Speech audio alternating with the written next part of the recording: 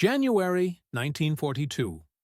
At the edge of the Hucknall Aerodrome in Nottinghamshire, a test stand trembled under the roar of a new kind of Merlin.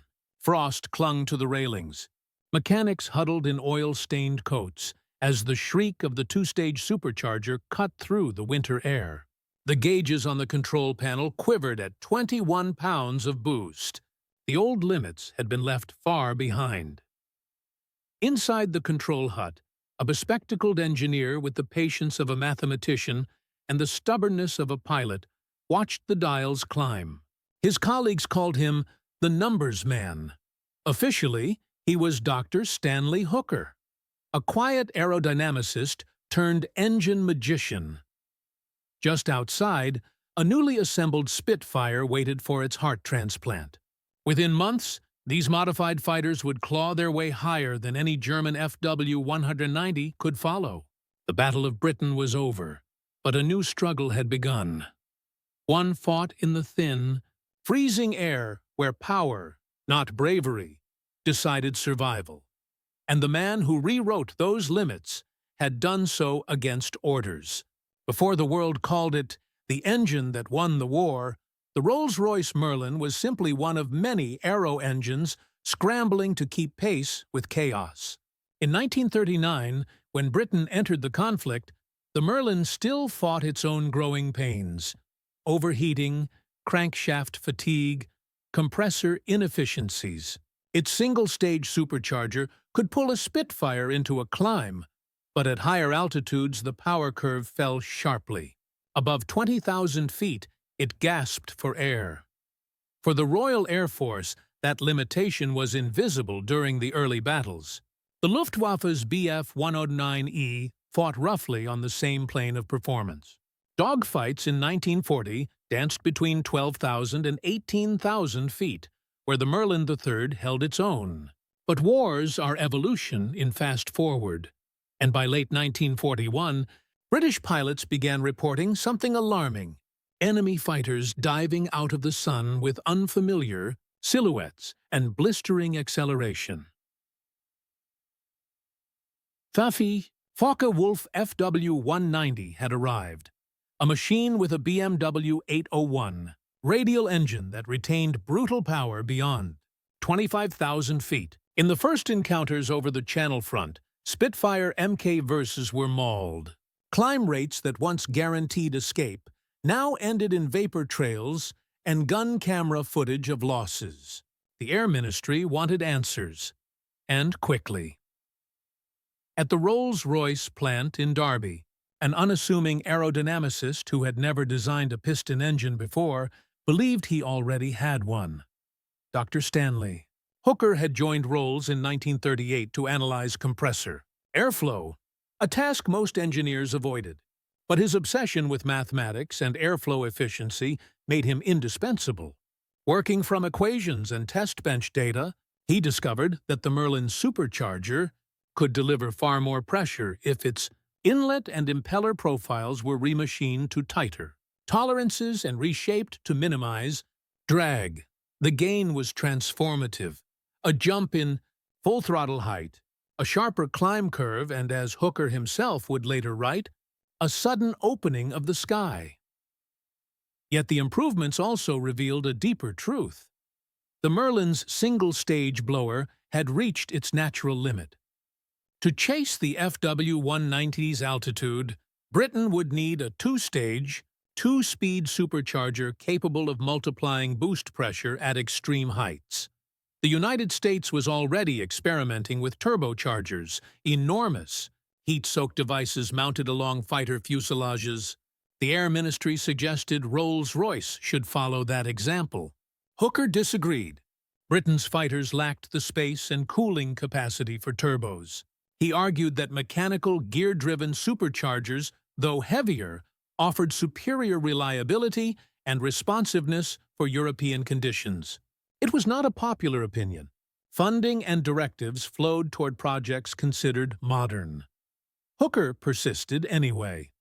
In 1941, under Ernest Hives's protection within Rolls-Royce's hierarchy, he began secretly prototyping a new two-stage Merlin layout. He convinced a handful of colleagues at Hucknall to assemble an experimental compressor casing with an intercooler, a radiator between two impeller stages to drop the air temperature after initial compression. The theory promised a denser charge, more oxygen per stroke, and therefore higher power at altitude without detonation. The test results stunned even his skeptics. At equivalent conditions, Hooker's experimental unit maintained nearly 1,600 horsepower at 30,000 feet, hundreds more than any previous Merlin. On paper, it matched the output of the best American turbo systems, but without their complexity. Rolls-Royce christened the prototype the Merlin 60 series, later standardized as the Merlin 61. Now came the harder question: which aircraft would carry it? The Spitfire airframe was nearing its design ceiling, but its slim lines and adaptable mounts made it a logical candidate. Hooker worked with Supermarine engineers to graft the new two-stage unit onto the Spitfire MKV fuselage. The fit required replumbing coolant lines, enlarging the chin intake, and adding intercooler ducts beneath the engine cowling. By March 1942, the first prototype, Spitfire AB505, lifted off from Hucknall with a Merlin 61 growling up front. The test pilots quickly realized they were flying a different animal. Rate of climb increased by almost a third, top speed by nearly 70 kilometers per hour, and the service ceiling reached altitudes previously reserved for reconnaissance planes. When the results reached Fighter Command, the reaction was disbelief, followed by urgency. Orders rolled in. The RAF demanded hundreds of conversions, and Supermarine began adapting production lines for what would become the Spitfire Mech 9, essentially an emergency solution powered by Hooker's Defiant redesign. But this was only the first step. The same two-stage, two-speed Merlin held potential beyond British shores, especially for an American fighter struggling with its own altitude limits. By mid-1942, the war had turned into an industrial marathon. Every design meeting, every shipment of spark plugs was part of a race between nations' factories. The RAF needed altitude, range, and reliability, and none of those came cheaply. The success of the Merlin 61 offered a glimpse of hope, but scaling it meant a logistical miracle. At Derby and Crewe, entire production lines were retooled to machine the two-stage supercharger casings. The new design added an intercooler block, a two-speed gear drive, and a labyrinth of coolant pipes that transformed the Merlin from a compact inline engine into a dense network of precision systems. Each component required new tolerances. Impeller blades milled to fractions of a millimeter. Sealing rings able to survive temperatures above 200 degrees. Rolls-Royce engineers often worked 7 days a week, sleeping in drafting rooms while the test stands screamed through the night.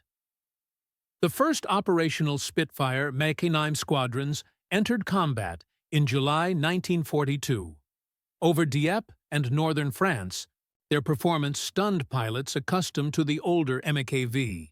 The Mach 9 climbed past 30,000 feet with ease, meeting the FW-190A series on nearly equal terms. Wing Commander Johnny Johnson recalled that, for the first time in months, we could fight on our own terms. The tactical tables had shifted. The Luftwaffe could no longer dictate altitude. Hooker's two-stage design wasn't simply a stopgap. It was a foundation. Beneath the cowlings of bombers, mosquitoes, and high-altitude photo-reconnaissance aircraft, successive Merlin variants began to standardize around the new supercharger concept. Every increment of efficiency, each degree of cooler intake air, each percentage of reduced friction, translated directly into survival for air crews. But the story that would immortalize the Undefeatable engine didn't unfold over the Channel. It began when a British test pilot named Ronnie Harker borrowed an American fighter and filed a quiet report. In April 1942, the Royal Air Force received several North American Mustang Mky fighters powered by the Allison V-1710. The airframe was superb, sleek, with laminar flow wings, but the engine lacked breadth above 15,000 feet. The Mustang was fast down low, but useless as a high-altitude escort. Harker, stationed at Boscombe Down, flew one and instantly recognized the potential. In a memo to Rolls-Royce, he wrote that the aircraft handles beautifully and would be transformed with a Merlin 61. That observation reached Hooker almost immediately. He had no official order to proceed, but the logic was irresistible. The Mustang's airframe offered what the Spitfire could not: long range and internal space for a deep radiator system. With Hives's tacit approval, Hooker's team at Hucknall began a series of experimental conversions, mating spare Merlin 61 engines to American-built airframes. The engineering challenge was formidable. The Allison's carburetor sat forward. The Merlin's sat aft. The Mustang's cowlings, ducting, and engine mounts had to be redesigned. British mechanics improvised with whatever they had: bolts from Spitfire stock, hand-fabricated panels, and hours of test-fit work. On 13th of October 1942, the first Merlin-powered Mustang, coded AM-121, took off from Hucknall's grass runway. The results were beyond expectation: 433 miles per hour at 30,000 feet, with smooth handling throughout the climb. The news spread through Allied engineering circles like a spark along a fuel line. The British had effectively handed the Americans a formula: a proven airframe, a proven engine, and a chance to dominate the European sky. Packard in Detroit began licensed production under the designation V1650, adapting American tooling while preserving Hooker's compressor geometry. Back in Britain, the RAF continued refining the Spitfire Mach 9, the Mosquito B Mk16, and the high-altitude bomber fleet. Every unit that received the two-stage Merlin felt the difference immediately. Pilots who once dreaded thin air engagements now used them as tactical advantages. German intelligence noted a marked improvement in British engine performance at altitude, but couldn't trace its cause fast enough. The transition from the single-stage Merlin 45 to the twin-stage 61 and its descendants marked one of the fastest evolutionary leaps in engine history. In less than 18 months, the same block of aluminum alloy went from gasping at 18,000 feet to roaring past 40,000 feet. And at the center of that transformation was a man who never set out to build engines at all, a mathematician who refused to obey an order he knew would lead nowhere. At Rolls-Royce, Stanley Hooker's colleagues sometimes joked that he spoke in equations. To him, engines were not machines, but systems of airflow, temperature, and pressure curves. When he arrived in 1938, the Merlin's compressor efficiency hovered around 62 to 65%, acceptable, but wasteful. Hooker believed that small aerodynamic inefficiencies inside the impeller channels were robbing the engine of hundreds of horsepower. He began calculating flow losses on scratch paper, analyzing the angles at which air entered and exited each vane. By reshaping the supercharger's diffuser throats and tightening clearances, he raised efficiency to nearly 80%, a monumental leap in thermodynamic performance. Each incremental gain meant cooler air, higher manifold pressure, and reduced detonation risk. What made Hooker exceptional wasn't merely his mathematics, but his stubborn refusal to follow bureaucratic good enough standards. He personally oversaw the test stand instrumentation, ordered recalibration of gauges, and rejected any readings he deemed contaminated by wishful thinking. Rolls-Royce's workshop foremen both admired and feared him. The result of those calculations became the core of the Merlin 60 series, a two-stage, two-speed supercharger with intercooling. At low altitudes, the first impeller spun at a reduced gear ratio, minimizing parasitic drag. As the aircraft climbed, a clutch engaged the high ratio, bringing the second impeller online.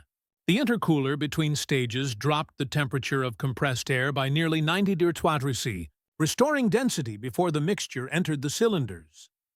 This was pure thermodynamic warfare, fighting physics itself for every ounce of thrust. Hooker's breakthrough gave British aircraft a climb rate advantage measurable in minutes.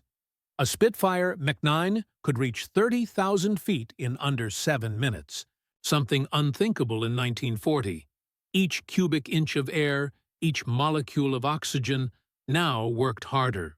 The genius of the Merlin 61 wasn't raw displacement or fuel. It was control. Before the two-stage Merlin, British pilots often described combat as being strangled by the sky. The higher they climbed, the weaker their engines grew. The Luftwaffe exploited that mercilessly. The FW-190's radial engine retained torque, where the Merlin faltered, allowing German pilots to dictate when and where to fight. The introduction of the Spitfire Mach 9 reversed that relationship almost overnight. For the first time since 1941, RAF pilots met the enemy at equal altitude and often superior climb. Reports from No. 64's Squadron in August 1942 described the Mach 9 as impossible to shake above 25,000. The supercharger's high-speed gear allowed the Merlin to deliver consistent, manifold pressure deep into the stratosphere, giving the Spitfire new tactical flexibility, the power to dive, climb, or chase without waiting for denser air. These weren't theoretical advantages. Combat records show that between July 1942 and early 1943, loss ratios in high-altitude interceptions improved dramatically. Pilots could engage bombers without draining fuel reserves in prolonged climbs. The RAF's fighter command suddenly had a weapon suited not just for survival, but dominance. Hooker's redesign altered the tempo of battle. Engagements that once lasted minutes now stretched into dynamic vertical duels. The FW-190's pilots, accustomed to dictating engagement altitude, began reporting persistent pursuit from Spitfires that should have fallen behind. Above the Channel front, altitude was no longer German territory. Transforming the Merlin from a single stage to a two-stage engine required more than clever math. It demanded industrial reinvention under bombardment. Rolls-Royce's factories in Derby and Crewe were already strained, supplying engines for bombers and transports.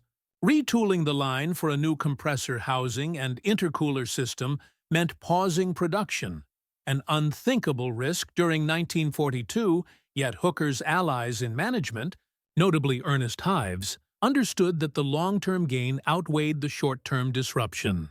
Crewe's machining shops were refitted with new jigs and gauges overnight. Workers trained on older Merlins suddenly faced new blueprints filled with tighter tolerances and unfamiliar cooling circuits. Mistakes were costly. One misaligned gear tooth could destroy an entire test engine. Still, production ramped up with astonishing speed. By early 1943, thousands of two-stage Merlins rolled off British lines. The same architecture would later be licensed to Packard Motor Car Company in Detroit, whose engineers converted Hooker's blueprints into American inches and tolerances. Each Packard-built V1650 still carried the essence of his airflow equations. Industrial Britain had learned to evolve in real time. Workers welded, forged, and tested by floodlight, often during air raids. The success of the two-stage Merlin wasn't just a story of science. It was the triumph of skilled hands that refused to stop, even as the war rumbled overhead. And from these hands came an engine that would soon redefine not just altitude, but range, and with it, the balance of power in the air war over Europe. In wartime Britain, innovation often depended less on invention and more on protection. Hooker may have been the mind behind the two-stage Merlin, but without the shield of Ernest Hives, his work might have died in committee. Hives, the formidable managing director of Rolls-Royce, understood the brutal mathematics of attrition.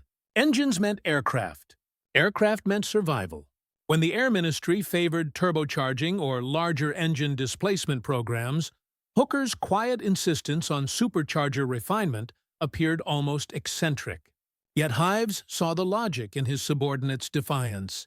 He signed off on material requisitions that technically exceeded allocation limits, disguised prototype expenses as service test items, and personally intervened when procurement officers questioned why a mathematician was redesigning compressors. This partnership of risk and trust mirrored the wider leadership dynamic of Britain's wartime industry.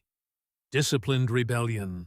Where bureaucrats demanded caution, innovators needed room to err. The Air Ministry's own records show that several of Hooker's test reports were filed contrary to existing directives. But by the time results arrived, clear, repeatable, and staggering in performance, official objections evaporated. In a system built on hierarchy, Hooker's genius survived because one leader chose to protect it. That decision would echo from Hucknall's test stands to the skies above Berlin. No design, however brilliant, could survive without the people who built and tested it. At Hucknall, the engineers called themselves Hooker's orphans. They worked in biting wind, blacked-out hangars, and sheds lined with frost. The test stands ran 24 hours a day. Engines coughed, spat, and sometimes exploded. When a gearbox failed, metal fragments shot across the shed like shrapnel. Yet the crews stayed, driven by curiosity and the thin hope that their work would reach the front lines in time. Test pilots like Ronnie Shepard and Ronnie Harker risked their lives daily to translate bench data into flight reality. They learned to read the new Merlins by sound, the distinct change in pitch when the second impeller engaged, the subtle vibration when intercooler flow faltered. One wrong throttle movement at altitude could shatter pistons or stall the propeller. In personal diaries recovered after the war, some pilots described the two-stage Merlin as alive. It whined, howled, and surged with an intensity that seemed almost sentient. Mechanics talked to it, coaxing power through intuition more than procedure. To them, the Merlin wasn't just machinery. It was the heartbeat of survival. When news spread that Packard would replicate the design in America, many British technicians wrote farewell messages on the final engines shipped abroad. Chalk inscriptions reading, "Good luck, mates," and "Take care of her." The genius may have been Hooker's, but the soul belonged to everyone who turned a wrench or listened to the engine's first breath. Across the Channel, German intelligence officers noticed the change before they understood it. Luftwaffe reports in late 1942 mention unexpected altitude performance by new Spitfire types. Pilots returning from dogfights described British aircraft that could now climb with them at 30,000 feet, something considered impossible months earlier. The German response was twofold: improved high-altitude engines and the introduction of specialized interceptors. Daimler-Benz worked feverishly on the DB605AS, and later the DB603, adding larger superchargers to match the Merlin's performance. But while the Germans chased incremental power, the Allies refined systems. Hooker's intercooling concept had no direct counterpart in German fighters, which often suffered from overheating at prolonged high boost. By 1943, the Luftwaffe faced a strategic inversion. Once dominant in energy fighting, it now fought uphill. Literally, every bomber stream escorted by Spitfire Mach 9s or, later, Merlin-powered Mustangs forced the Reich's air defense to climb into combat zones where engine performance fell off sharply. Captured pilots reportedly asked Allied interrogators how the British had managed such power at altitude. The answer was neither magic nor espionage. It was airflow mathematics and the refusal to obey conventional orders. The undefeatable engine was not a myth. It was a mechanical reality, one the Luftwaffe could see in gun camera footage as its best fighters spiraled. away from combat they could no longer control. The stage was now set for the decisive transformation, the moment when Hooker's Defiance crossed the Atlantic and the Merlin found its ultimate partner in the skies over Europe. The sky above Nottinghamshire was pale and brittle, the kind of cold that seeped into metal. On the airfield's edge, a small group of engineers stood beside a squat, unfamiliar aircraft, an American import painted in British camouflage. The North American Mustang MCO. I had been many things: a reconnaissance platform, a low-altitude scout, a disappointment above 15,000 feet. But today, it was something else entirely. Inside its long nose sat a Rolls-Royce Merlin 61, freshly installed by Hooker's team. It was the first time this engine had ever been mated to a Mustang airframe. The cowling bulged awkwardly from improvised mounts. The coolant lines were hand-fitted, the intake duct reshaped with metal scavenged from Spitfire stock. No one was sure it would even start. Test pilot Ronnie Harker climbed into the cockpit, pulled the canopy shut, and signaled for ignition. The propeller turned once, twice, then the engine caught. The field shook with the raw, rising note of twin-stage power.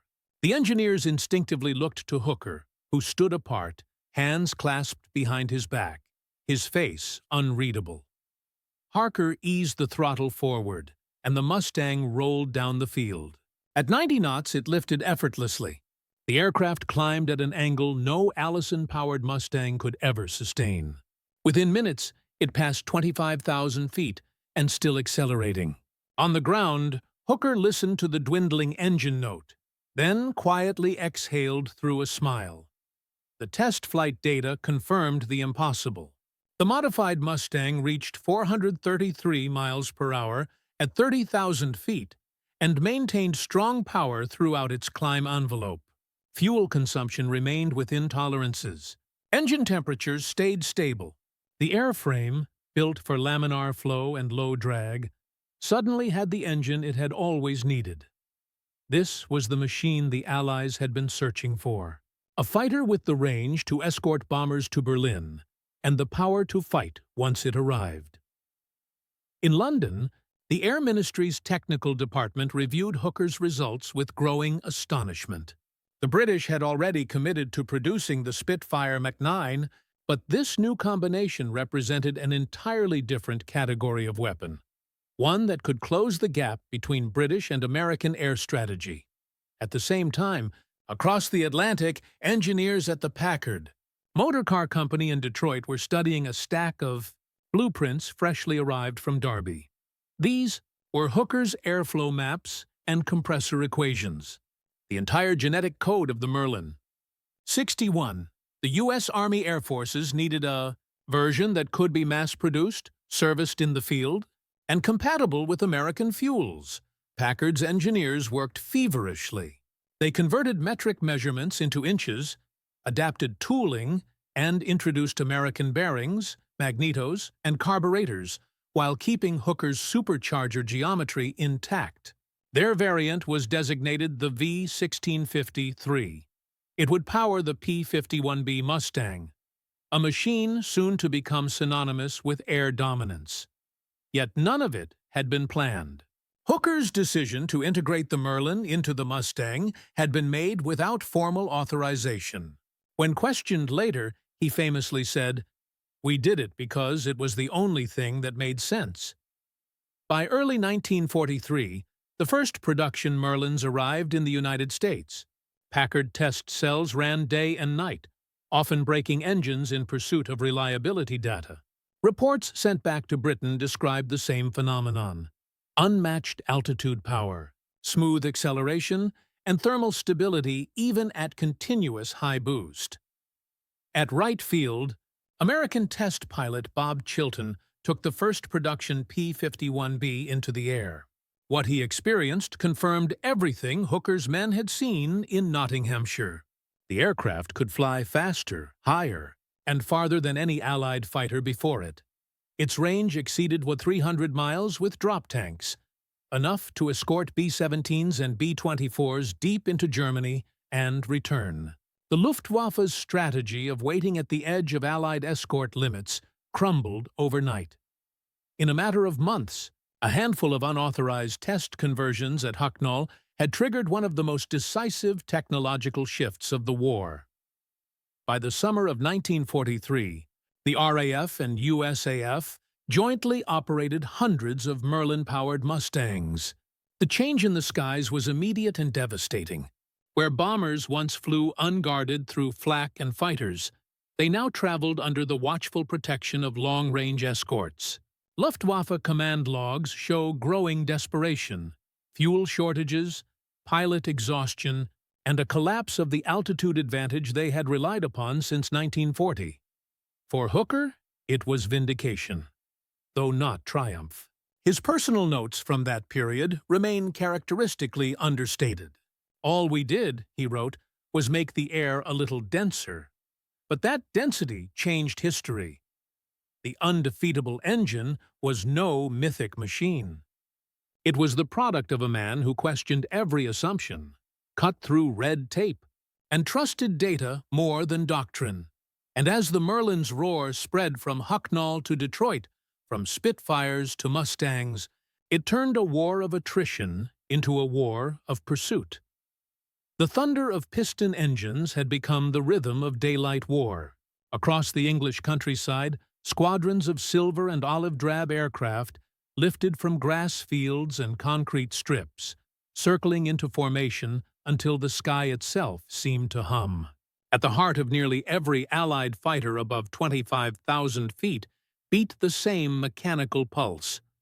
Hooker's two-stage Merlin, now mass-produced by Packard and refined by countless anonymous hands. When the 8th Air Force launched its long-range bomber offensives against Germany in late 1943, the early raids suffered catastrophic losses. B-17 formations, stripped of escort protection after 400 miles, were shredded by Messerschmitts and Focke-Wulfs. The RAF's Spitfires lacked the range. The P-47 Thunderbolt, though tough, burned too much fuel. The Allies faced a strategic paradox. They could reach Berlin with bombs, but not return with men. That equation changed in December 1943 when the P-51B Mustang entered combat. Over Bremen and Hanover, Luftwaffe pilots reported a new type of escort, fast, maneuverable, and still climbing aggressively at 30,000 feet. They nicknamed it Langstreckenjäger, the long-range hunter. In intelligence reports to Göring, the tone was unmistakably grim. The enemy has achieved continuous escort coverage to the target and back. At the core of that transformation lay the same set of design principles born at Hucknall: two-stage, two-speed supercharging, efficient intercooling, precision tolerances that preserved manifold pressure where others bled it away. The Merlin Mustang could deliver power consistently from sea level to the stratosphere, an unbroken curve of thrust. For bomber crews, the psychological shift was immense. What had once been lonely, suicidal journeys through enemy skies, now became coordinated strikes guarded by squadrons of P-51s. The radio chatter changed. Calls for help were answered, intercepts countered. In mission logs from the 100th Bomb Group, airmen described silver shadows diving to meet German attackers miles ahead of the bomber stream, the first wave of Mustangs clearing the path home. The Luftwaffe's response grew frantic. Commanders introduced upgraded Bf-109G-6s with larger superchargers and the FW-190D Dora, stretched and refined for altitude. But Germany was already suffering from critical shortages: fuel, rubber, trained pilots. While the Merlin Mustangs extended their range, German fighters were often grounded for lack of synthetic fuel. By early 1944, the strategic balance in the air was collapsing. Allied bombers struck deep into the industrial Ruhr. Fighter Command used the Spitfire Mk9 and the newer Mk-15, Merlin 266, for sweeps across occupied France, drawing German interceptors down where P-51s waited to finish them. For Stanley Hooker, the war's turning point was not a single battle, but a test stand. He later said that when he saw Merlin production reach 150 engines per day, he understood the outcome was inevitable. The engine had become a weapon of scale, the first truly global propulsion system, built interchangeably in Britain, Canada, and the United States. But Hooker's defiance did not end with the Merlin. Even as the Packard lines hummed, he had already turned his attention to jet propulsion, the next frontier of airflow. His work with Frank Whittle's early jet designs would carry the same philosophy that defined the Merlin: efficiency through precision. Yet he remained humble about his earlier victory. When interviewed after the war, he dismissed the notion of genius. "There was no miracle," he said. "We just refused to waste air." That refusal, however, reshaped the war. The Mustang's arrival over Berlin in early 1944 marked the visible proof of that defiance. For the first time, Allied aircraft escorted bombers to the German capital and home again without crippling losses. Photographs from those missions show contrails stretched across the sky, layered arcs of condensation marking the new altitude of Allied supremacy. The Luftwaffe's veteran commander, Adolf Galland, later summarized the impact with brutal honesty. When the Mustangs appeared over Berlin, the war was over. Each contrail told the same story, a line beginning in the English Midlands, in a frost-bitten test shed at Hucknall, where an unassuming aerodynamicist refused an order to follow fashion. By D-Day in June 1944, the two-stage Merlin powered not only Spitfires and Mustangs, but Lancasters, Mosquitoes, and reconnaissance aircraft photographing the beaches hours before the invasion. From low-altitude strafing runs to high-altitude escort patrols, the same engine, born from mathematics and rebellion, unified Allied air power under one mechanical language. The RAF's internal memos of that period include a simple, "Samudritsan poetet pentridur," understated line, "Engine performance remains satisfactory at all altitudes." Behind that bureaucratic calm lay the greatest propulsion achievement of the piston era. The Undefeatable engine had earned its name not by indestructibility, but by adaptability. It was the engine that refused to stop improving, a mirror of the man who built it. And as 1944 turned toward victory, the whine of its twin impellers became the anthem of Allied skies, a sound that began in secrecy, defied orders, and ended by changing the fate of nations. By the closing months of 1944, the engine that had begun as an act of defiance had become the pulse of Allied air supremacy.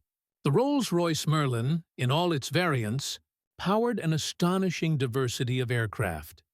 The Spitfire Mach 9 and SIF-10s, the Mosquito, the Lancaster, the Beaufighter, and, on the other side of the Atlantic, the Packard-built Mustangs that swept the skies from Normandy to Berlin. In numbers, its success was staggering. By the war's end, more than 160,000 Merlins had been built across Britain, Canada, and the United States. Each unit represented not only an engine, but a proof of concept, evidence that precision, data, and persistence could outperform size and ideology. What had started as Hooker's quiet rebellion against bureaucratic order had turned into the industrial rhythm of victory. In the skies over Europe, the results were visible in formation after formation. The P-51B and D Mustangs escorted bombers all the way to their targets deep in Germany, where, in 1943, the U.S. 8th Air Force had lost up to 20% of its bombers on a single mission. By mid-1944, those losses had dropped to under 2%. Escorting Mustangs intercepted Luftwaffe formations long before they reached the bomber streams, forcing them into disorganized defensive climbs. For bomber crews, morale transformed overnight.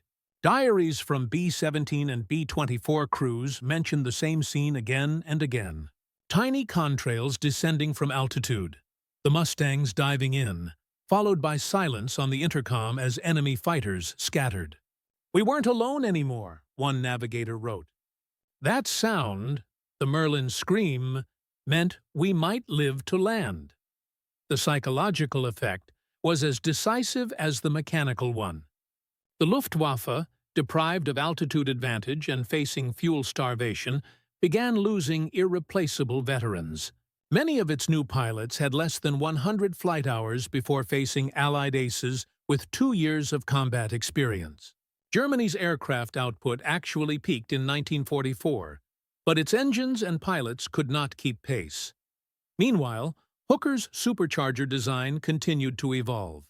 The Merlin 66 and 70 series refined intercooling and optimized boost pressures for specific altitudes, while the Packard 5-1657 introduced American carburation suited to high-octane fuels. The resulting performance gap widened until no piston-engined Axis fighter could sustain combat beyond 28,000 feet. From the Pacific to the Arctic, the same equation repeated. Where Merlins flew, the balance tilted. Mosquitoes with two-stage Merlins penetrated occupied Europe on night photo reconnaissance runs, often returning with engines barely warm. In Burma and the Indian theater, Spitfire E-8 variants used modified two-stage Merlins to outclimb Japanese fighters, whose engines wheezed in the thin air over the Himalayas. At Rolls-Royce headquarters, Hooker rarely attended celebration briefings. Those who worked with him remember that he preferred the test stands, the smell of glycol, the pulse of engines under strain, to the boardroom. Yet his influence had quietly extended across the entire Allied technical community. American engineers credited him with standardizing the flow efficiency charts that guided later supercharger and turbo-supercharger designs. By late 1944, even the German engineers acknowledged the shift. In post-war interrogations, Dr. Hermann Oestrich, who later worked on the BMW 03 jet engine, admitted that the British solved the high-altitude piston problem before we even understood it was solvable. The Undefeatable engine had done its job. It could be shot at, sabotaged, frozen, or rebuilt, but it refused to quit. And yet, for Stanley Hooker, the real aftermath was still unfolding. Jet propulsion was emerging, threatening to render piston engines obsolete. Where others saw the end of an era, Hooker saw continuity. The same mathematics of airflow, only faster. But before the jet age began in earnest, his mechanical child had one final act to play, carrying Allied air power into victory and the dawn of peace. Spring 1945. The air war that had begun in desperation now ended in dominance. Over the ruins of the Reich, thousands of contrails crisscrossed the pale sky, a signature of total Allied control. What had started as a single prototype in a cold British test shed had become the mechanical heartbeat of victory. In the final months of the war, Merlin-powered aircraft executed missions once thought impossible. P-51 Mustangs escorted bombers all the way to Berlin, Leipzig, and Dresden. They strafed rail yards and airfields with impunity, hunted Me-262 jet bases, and scoured the countryside for anything that moved. The Luftwaffe's attempts at counterattack, desperate jet sorties, rocket interceptors, and night fighters found themselves outnumbered and outclimbed. The Mustang's endurance meant that even returning German aircraft were chased down before they could land. Each sortie amplified a truth written not on strategy papers, but in blueprints. The war had been won as much by airflow as by gunfire. The two-stage Merlin had made high-altitude power a routine condition rather than a privilege of experiment. The statistics told the story in quiet precision. By war's end, 160,000 Merlins built, across 50 factories and 3 continents. Over 40 variants, each adapted for a specific altitude, temperature, or aircraft role. More than 80 Allied aircraft types powered by Merlin or its Packard counterpart. The British called it standardization by necessity. The Americans called it a miracle of compatibility. But to Hooker, it was proof that logic and courage could coexist. After Germany's surrender, Allied technical missions toured the ruins of Luftwaffe research centers. At Rechlin and Augsburg, they found turbocharger test rigs, half-finished jet engines, and crates of experimental propeller gearings. Nothing matched the elegance or reliability of the Merlin's design. Many of those German engineers later joined post-war projects in Britain and the U.S., studying Hooker's compressor maps as reference material for early jet turbines. At Rolls-Royce, Hooker moved seamlessly from pistons to jets. His wartime experience refining airflow directly informed his later work on the Derwent and Nini jet engines, power plants that would propel the first generation of post-war fighters. In interviews decades later, when asked what the Merlin had meant to him, he answered simply, "It taught us that you never accept the limit. Someone else draws." The industrial and human impact endured far beyond. 1945. Packard's collaboration with Rolls-Royce had forged a lasting transatlantic partnership in engineering standards. Aircrew survival rates soared, aviation metallurgy advanced, and the British aero-engine industry entered the jet age with unmatched confidence. Even as piston engines faded into obsolescence, the Merlin's legacy remained the benchmark of reliability. For the men who built and maintained them, the affection never faded. At post-war air shows and reunions, aging ground crews spoke of the Merlin's voice. That distinctive high-pitched whine followed by the smooth, even roar that once meant safety. Restored aircraft today still carry those same notes, echoing across museums and airfields as living proof of what precision and defiance achieved under pressure. The final wartime. Record lists the Merlin's service life as operational from 1939 to 1945, but in reality, its influence stretched much further, into every lesson of modern propulsion, every engineer who learned to question orthodoxy, and every pilot who trusted that sound behind the firewall. The war in Europe had been won by numbers, strategy, and courage, but it had also been won by airflow, directed, cooled, compressed, and perfected by a man who refused to obey an order he knew was wrong. The world entered peace under the quiet hum of his creation. In every war, there are inventions that roar their triumph, and others that whisper it. The Rolls-Royce Merlin was both. To hear it at full power was to feel the heartbeat of industrial civilization itself. Metal, mathematics, and courage synchronized into one sound. Yet behind that thunder lay the quiet mind of a man who saw order in chaos, symmetry in airflow, and possibility where bureaucracy saw only constraint. Stanley Hooker never set out to become a hero. He was a mathematician who preferred charts to combat reports, and test stands to parade grounds. But in wartime Britain, his refusal to obey the accepted limits of piston engines became an act of strategic genius. The Merlin was not built on luck or desperation. It was built on discipline, precision, and the moral clarity that truth in data is worth defying orders for. Its legacy transcended its bolts and blades.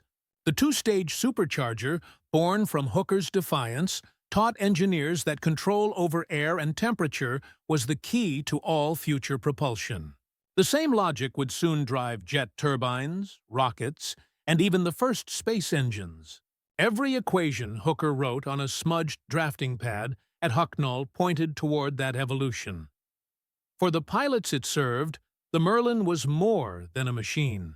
It was the sound of home, of hope, of an engine that would not quit when men needed it most.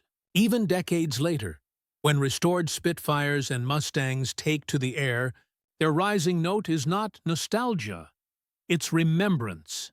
Wars are often remembered by the generals who led them, the battles that defined them, or the weapons that ended them.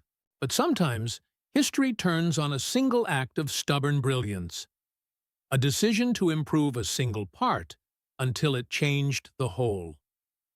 In that frost-bitten shed at Hucknall, amid the smell of oil and the vibration of pistons, one man's equations altered the sky, and as the two-stage Merlin screamed into the clouds, it carried with it a message far louder than its roar, that true victory belongs not to those who follow orders, but to those who understand the air itself.